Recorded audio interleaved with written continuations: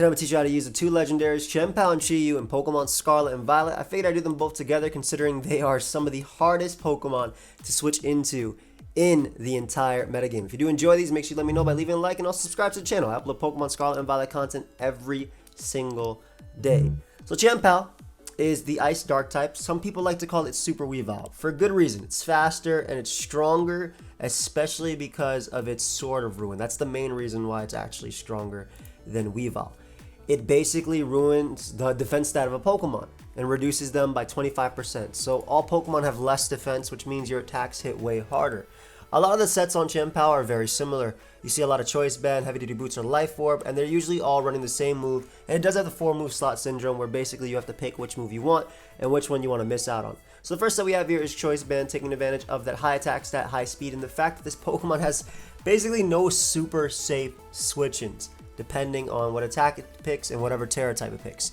I will advise though right here that you should almost always run Terra type Dark on Chien-Pao because Crunch is the most spammable move this Pokemon has, since Dark has very few resistances, and also boosting your Sucker Punch, making it 1.5 times, instead of 1.5 times stronger, it's 2 times stronger because of the Dark Terra stab boost, is really, really nice. So with Choice Band, you'd run 4 attacks, right? Obviously, you have Ice Spinner. There's no real reason to go for Ice Crash. It's only 5% stronger and has a chance to flinch, but it can miss. And with this Pokemon, there's not too many calcs that matter when it comes to Ice Crash versus Ice Spinner, especially when you take into account Stealth Rock and stuff. The biggest one that comes to mind is, I'll talk about on the Swords Dance set, but 1 versus Corviknight. But Ice Spinner and Crunch are going to be your given. They're always going to be on every single set with this Pokemon. Your Ice Stab and your Dark Stab. Now, I have Sucker Punch and Ice Shard here, but they are options, right? So I like Sucker Punch mainly on this set just because coming off of a Choice Band Chien-Pao, it's extremely strong. It's way stronger than Ice Shard, especially because you have the Terra type Dark. But if you want to run both, you can. However, the other option is, of course, Sacred Sword.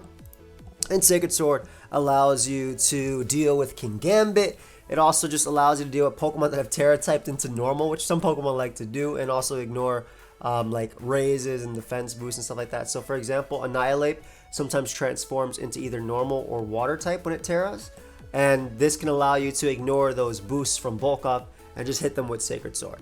But this is probably the easiest set to use. You literally just send this thing out and click attack. Most of the time you're just clicking Crunch with this. You don't even predict, you're just clicking Crunch with this Pokemon. Good Pokemon to help get this Pokemon in: Rotom Wash with Volt Switch, Dragapult with U-Turn, Corviknight with U-Turn. You definitely want to have spin control or hazard control on your team, so default Corviknight works too. Great Tusk is a really good partner as well, also taking the mainly the fighting type attacks aimed at it. It's obviously not resistant to it, but it just takes all the physical fighting type attacks aimed at Chien-Pao, and can also deal with King Gambit as well, and get up Stealth Rock while rapid spinning them away. And of course, if you're running this thing on Sticky Web, Stealth Rock, Spikes, whatever, Goldengo or Goldengo is always a fantastic partner, as it prevents the opponent from getting rid of your hazards. But yeah, so Ice Spinner, Crunch, Sucker Punch, Sacred Sword, or you can go Ice Shard, Sacred Sword, or you can go Sucker Punch, Ice Shard. Next set we have is the Heavy Duty Boots set. Now, Heavy Duty Boots can run basically the similar set, but it also can run Swords Dance or Taunt, and I'll talk about the options. So, like I said, you always go Ice Spinner and Crunch. They're a given on every single set. You want your Ice Stab. Ice is just too good of a typing. Same thing with Dark. They're just too good of offensive typings. They hit the majority of the tier. You want that. From there, we're going to move on to this slot, because we'll talk about the priority slot in a sec, but we're going to move on to this slot. So this one, Sacred Sword, right? Because for the most part, you actually don't need a Swords Dance help with this Pokemon. I think that's something that people don't get. Like, this mon does not need SD in order to be a problem. That's why, like, Boots max attack, and some people like to bring Greedy Adamant, which is fine too because you have priority and you're still fast in like Iron Valiant and stuff. You just miss out on like Roaring Moon, but your priority attacks get stronger. So you can definitely just run 4 attacks. However, if you don't want to run that, you can easily run either Sacred Sword as this last slot. Swords Dance definitely works as well with this particular set. If you're running Swords Dance, I think you always want priority on it, just because it helps you deal with the booster energy Pokemon, as well as just faster Pokemon in general.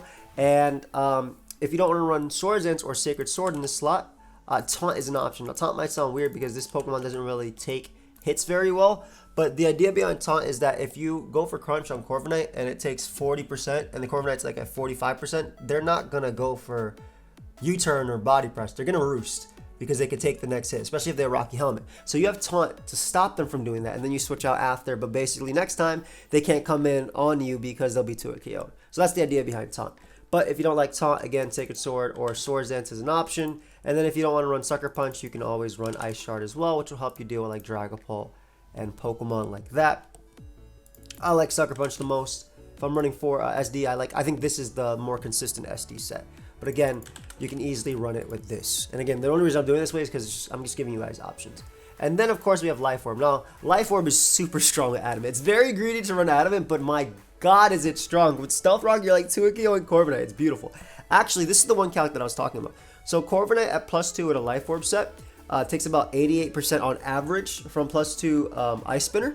So, if you want to run Ice Crash for this particular calc, you can. But that's the average set on Corviknight. You have Stealth Rock, and you usually pair this thing with like Knockoff from like Great Tusk or things like that. It's very easy to wear down Corviknight because it comes in on a plethora of Pokemon in this metagame, right? So like you overwhelm it by going for Shadow Balls with Goldengo, excuse me. I keep going back and forth from the pronunciation. Or like even make it rain. Like Corviknight's going to U-turn out for the most part. So it's not usually going to be at 100%. So you can definitely run this. And Life Orb just gives it that extra oomph for some power. But you definitely run Ice Spinner, Crunch, like I said. And of course, like I said, Sucker Punch or Ice Shard. Ice Shard or Sucker Punch. I'm always into Sucker Punch on this Pokemon just because it checks so much more and it's so much stronger. But the consistency of Ice Shard, you don't have to...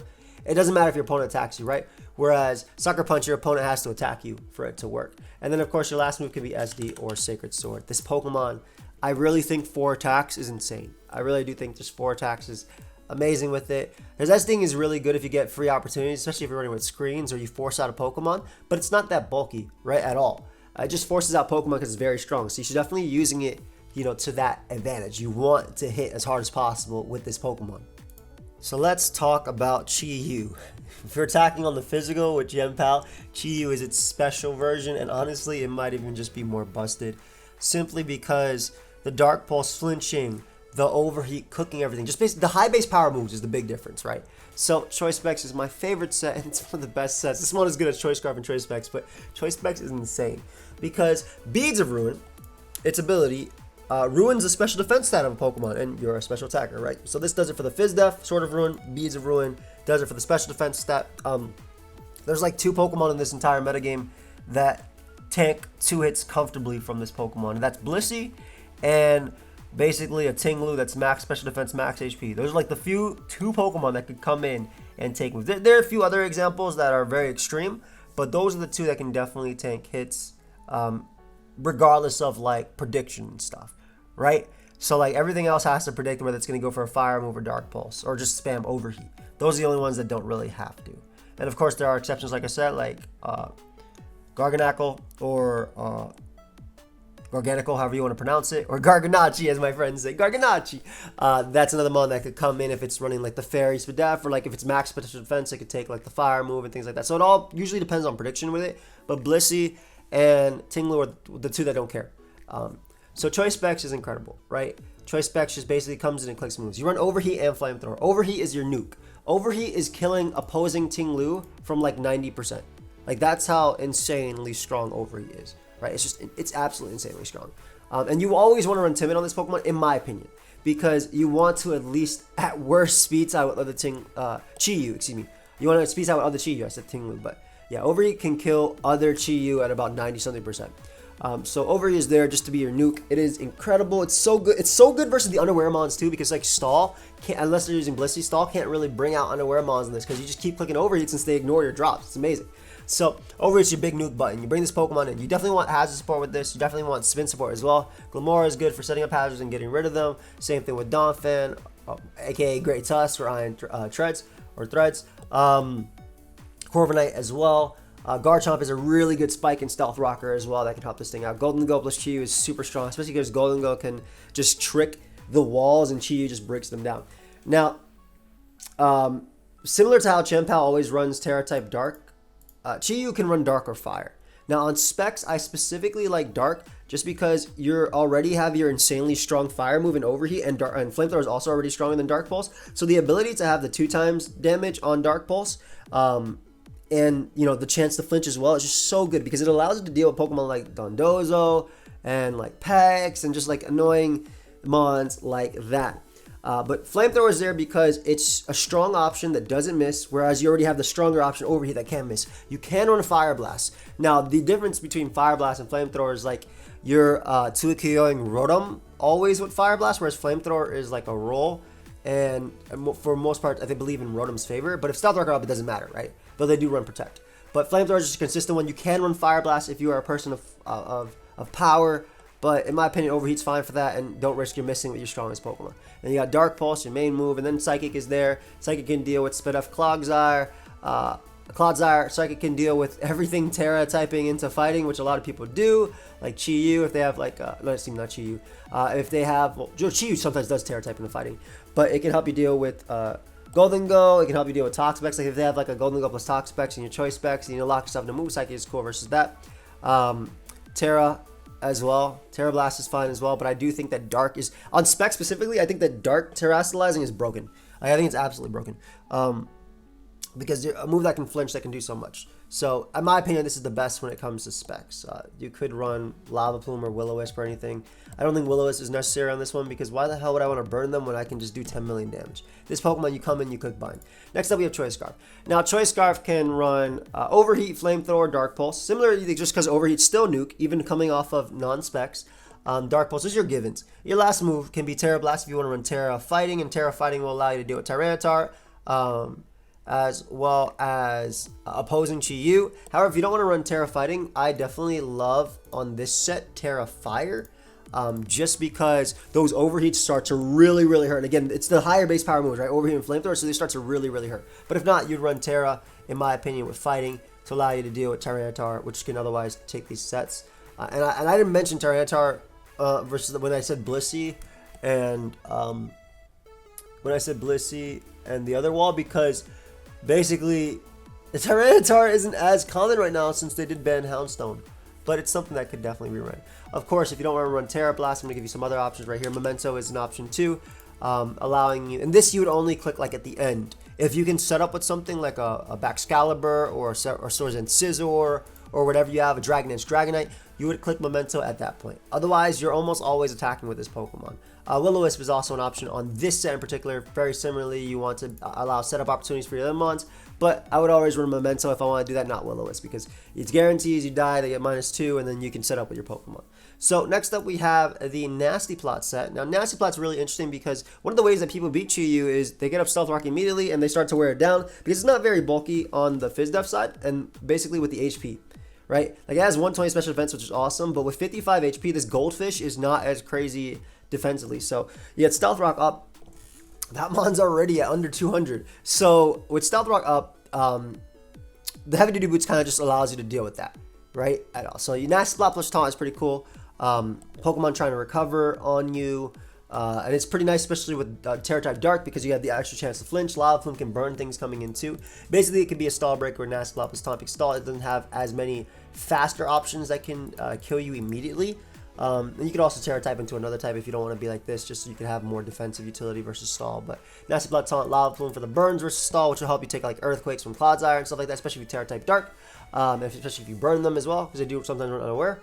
Same thing with like the Donzo coming in.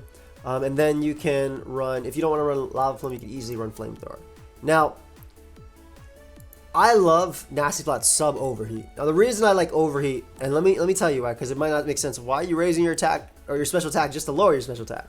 Well, the thing is, sub Nasty Plot destroys unaware Pokemon, because basically you Dark Pulse them once, and if you flinch them, you just Overheat, kill them, because they cannot ignore the drops. So it's amazing. So sub Nasty Plot Overheat is a straight up new Heavy Duty Boots as well, because you don't want to take Stealth Rock damage and you're already ruining your HP with sub.